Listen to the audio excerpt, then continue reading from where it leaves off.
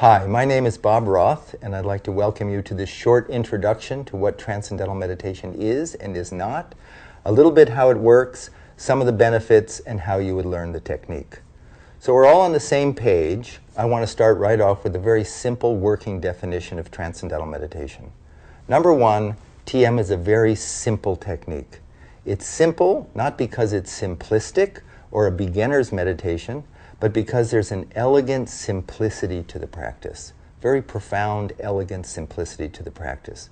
Number two, it's natural. There's no manipulation, there's no suggestion. Every human being can practice Transcendental Meditation as well as every other human being. Very simple to learn and very enjoyable to practice. Number three, it's effortless. Effortless in contrast to many other meditation techniques which involve concentration or control of the mind, trying to clear the mind of thoughts. This is completely effortless, as we'll see in a few moments. It's practiced 20 minutes twice a day, sitting comfortably in a chair with your eyes closed. It can be done, on a train. It can be done on an airplane. It can be done in a car if someone else is driving. But it can be just done, it's just done sitting comfortably. It's a silent technique with your eyes closed. And this is what it's not. It's not a philosophy. I have no philosophy for you. When you learn Transcendental Meditation, no one's going to give you a TM philosophy of life. There's no philosophy whatsoever. It doesn't involve any change in lifestyle. You don't change your diet or anything.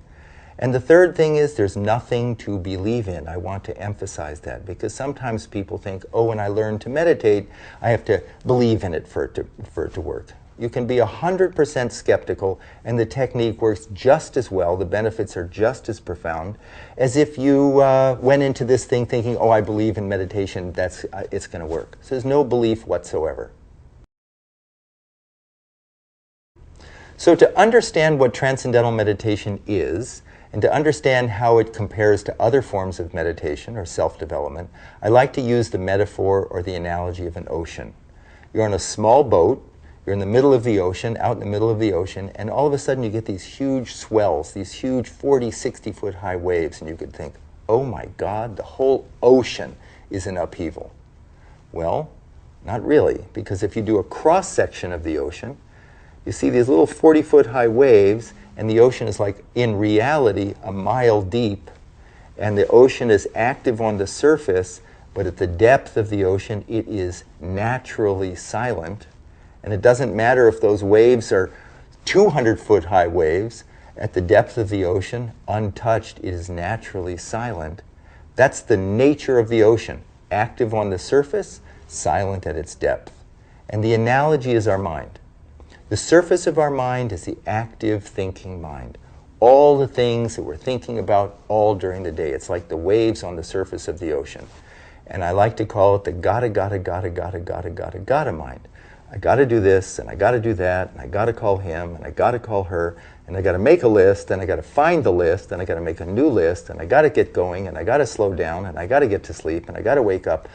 I'm sure everybody's had a gotta mind at some point. And there's a natural inclination, a natural desire to have some inner calm, some inner clarity, some inner focus, some inner inspiration, some inner peace, some inner happiness. Natural. And the operative word there is inner. And the question is, where is that inner, and how do we get it? How do we get there? Deep within every human being, the mind of every human being, deep within all of us, is a level of the mind that is already calm, already settled, already wide awake. The ancient meditation texts use very big words. They say it's a source of our unbounded creativity, unbounded intelligence, happiness, focus, clarity. It's there. It was there. If it's there, it was there yesterday. It's there right now. It'll be there tomorrow. We've just lost access to it. We're stuck up here. We're stuck up on the surface gotta level. And Transcendental Meditation is a simple, natural, effortless technique that allows the active thinking mind to just, all of it, to just settle down and experience quieter levels of thought and quieter levels of thought, and then experience what has been called the source of thought, or the unified field of consciousness, or transcendent level of the mind, pure consciousness, within every human being. Now here's a question. How do we know during transcendental meditation that that's actually happening? How do we know something substantive is taking place, that we're not just imagining this? And we know from science. And why do we know from science? Because we know from science mind and body are not just interconnected. In many regards, mind and body are basically one. And if it's true that during transcendental meditation, your mind is just effortlessly, comfortably settling down, experience quieter and quieter levels of the mind, and then experiencing that source of thought, it must show up in a very profound and dramatic way during the meditation, and it must show up in the body. And I'm not going to go into all the details here. This is just a quick survey, but you can go to tm.org. You can, on this site, you can go to all the research that's been done. But basically what the research shows is that during transcendental meditation, your body gains a state of rest and relaxation in many regards deeper than the deepest part of deep sleep. And what that deep rest does, it allows the buildup of stress, fatigue, tension, anxiety to be dissolved, to be eliminated. When we get a state of deep rest, as I said, that allows the body to repair itself, there's a hormone, probably some of you have heard of, called cortisol. Cortisol is secreted by the adrenal glands, which sit on the kidneys, when we're anxious. So when we're anxious, the body secretes cortisol, and then we secrete cortisol, we feel more anxious. It becomes this vicious cycle. Then we feel more anxious, more cortisol, more anxious, more cortisol. We get a good night's sleep, cortisol levels drop a bit. That's why we wake up feeling fresher in the morning. Research shows that 20 minutes of transcendental meditation, cortisol levels drop 30%. It's a significant reduction in this production of this anxiety hormone. Serotonin levels, a neurotransmitter, which are so-called the happiness neurotransmitter. There's an increase in serotonin. There's an increase in another hormone called prolactin, which is present when there's a feeling of well-being. Other research shows the results of this, the benefits of this, is a significant reduction in high blood pressure, in cholesterol, reduction in risk of heart attack, stroke, atherosclerosis, a reduction in all sorts of range of disorders like bipolar disorder, trait anxiety. In the last 40 years, there have been over 340 scientific studies published in independent peer-reviewed journals, including the American Medical Association's journal, Archives of Internal Medicine, the American Heart Association's journal, Stroke and Hypertension. Wide range of some of the most respected journals in the world have published research on transcendental meditation. The National Institutes of Health have provided $26 million to study the effects of transcendental meditation on stress and heart health. The Department of Defense just provided a $2.4 million grant to study the effects of transcendental meditation on post-traumatic stress on soldiers who are coming back from combat in Iraq and Afghanistan, who have come back from those war-torn areas. I think one of the really interesting areas of research is the effects of transcendental meditation on the brain. This is interesting because every experience we have impacts the brain in some way. And so research on transcendental meditation shows very clearly the effect that it has on different parts of the brain, including the amygdala, which is at the center of the brain, and that's your fear center, the frontal lobes, which is the executive functioning, and on both hemispheres of the brain, which is the so-called analytical and intuitive aspects of the brain. And what they find is, what the research shows, is that during transcendental meditation, there's a strengthening of the connections between the frontal lobe and the back of the brain. This is important because the frontal lobes govern decision-making, planning, judgment, problem-solving, sense of self, ethical reasoning. Everything good about the brain depends upon the connections between the front of the brain and the back of the brain, between all aspects of the brain. And stress rips apart, you could say, as if takes the frontal lobes offline. That's why, does a stressed person have good judgment? Does a stressed person solve problems, plan well? No, because the frontal lobe goes offline. During transcendental meditation, those connections are strengthened. During transcendental meditation, the connections between the left and right hemispheres of the brain are strengthened. All parts of the brain connect together during TM, and because of something called neuroplasticity, those connections that we have in meditation last in daily life. And that's why people report that they think more clearly, that they make better decisions, they solve problems better. Why students find that their grades go up and their test scores go up. It's not magic, it's now the brain is optimized. The whole brain is functioning in a coherent, integrated way. In fact, there's a spreading of coherent alpha brain waves from the back of the brain to the front of the brain. And alpha brain waves are indicative of a state of restful alertness. And that's what transcendental meditation produces, a state of restful alertness. Now the big question is, how do you get there? How do you go from the active thinking, gotta level of the mind to these quieter and quieter and quieter levels to that source of thought? And how do you get there effortlessly? I'm just going to touch on it now, the fundamental principles, and answer some questions about how we get from that excited, active thinking level of the mind to that quieter level, to that level of our mind which is there right now. I want to emphasize that. In theory, it's there right now. We don't have to muscle it. We don't have to believe in it. We don't have to clear our mind of thoughts. That's trying to stop the waves on the surface. We're accessing a level of our mind that's already calm.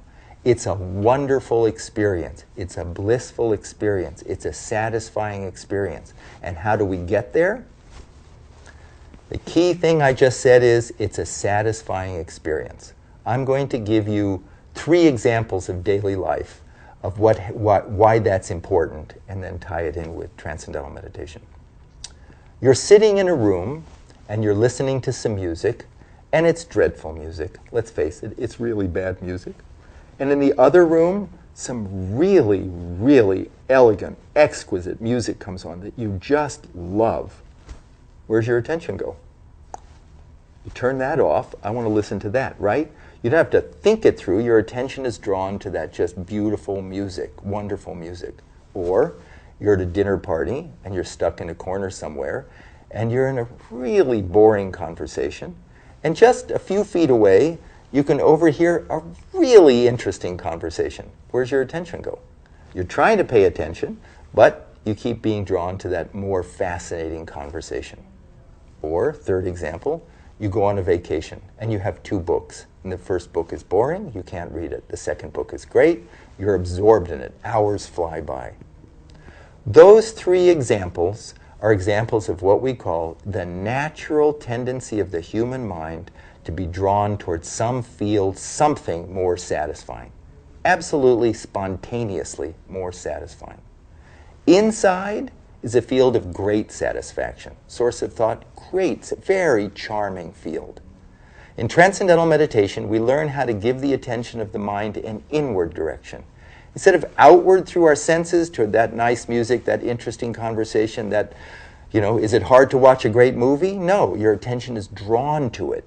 So, but that all goes out through the senses. Now, like that cross-section of the ocean, we learn how to give the attention of the mind an inward direction, and automatically the attention is drawn, settled quieter and quieter and quieter levels, because quieter levels of the mind are increasingly more satisfying, more satisfying. It's like you teach a child how to dive. You say, honey, just stand like this, stand here, now get those initial conditions, bend over like that. The rest is automatic. Gravity, nature takes over. In the same way with transcendental meditation, we learn how to give the attention of the mind an inward direction, and automatically the attention is drawn inward. And as the mind settles down, we notice our body gaining a profound state of rest and relaxation. That rest and relaxation releases stress, dissolves stress, rejuvenates the body, and then we're ready to go for the next 6, 8, 10 hours of our day or evening. So for the attention of the mind to settle down effortlessly in transcendental meditation, we use a mantra. A mantra is a word or a sound that's used silently. That's number one, that has no meaning. If it had a meaning, then we're stuck on the surface. What does that mean? What does that mean? The intellect kicks in. It's also a word or a sound, used silently, that is positive. It's known to be positive, life-supporting. It's a good sound for the mind to settle down.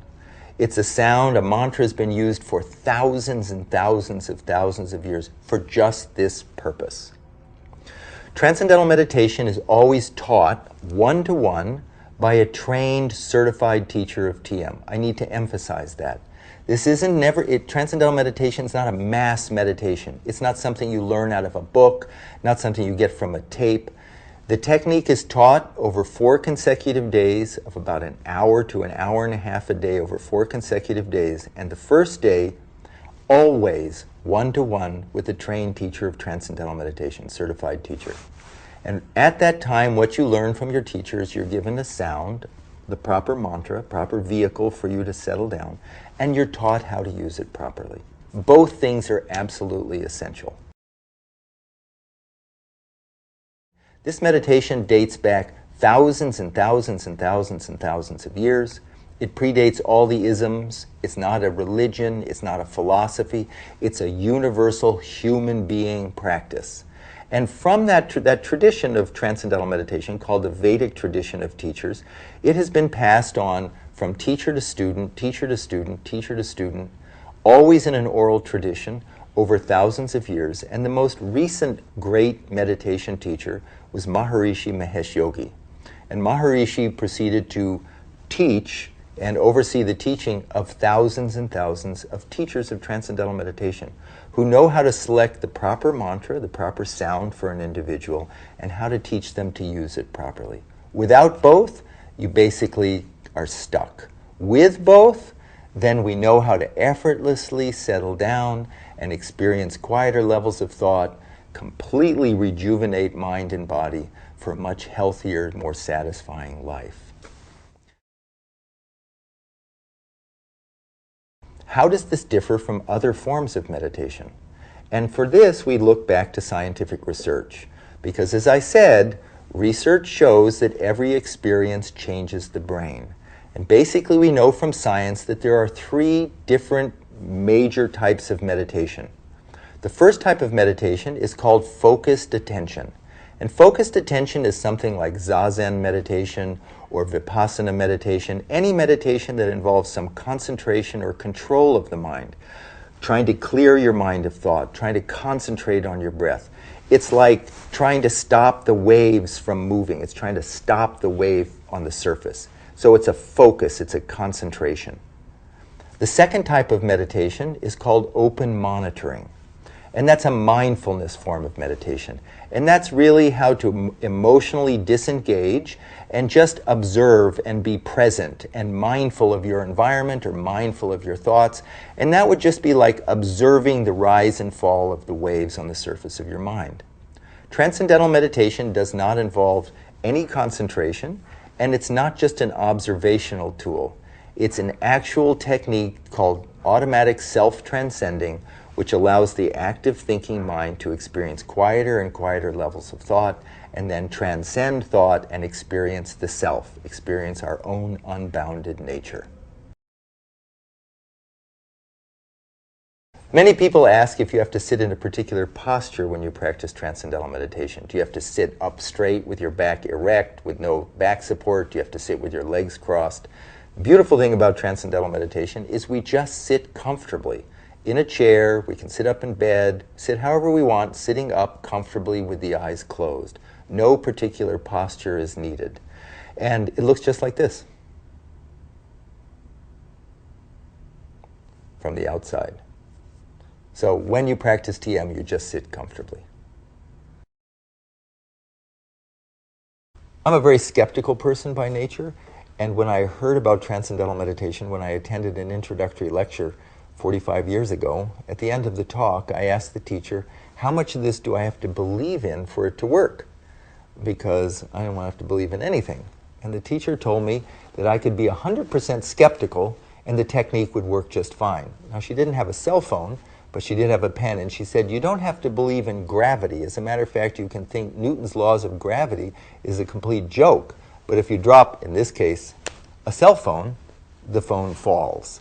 In the same way, we don't have to believe in anything to practice transcendental meditation and to gain the benefits. And that's because we are hardwired for the experience. It is a mechanism. It's who we are. Transcendental meditation is just a simple, natural, effortless technique to give access to that calm, silent level of the mind that is always there, but is overshadowed because of the constant noise, crazy of the day.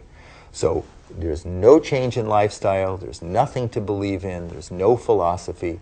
It's just a simple, natural, effortless technique that once learned, you carry with you for the rest of your life.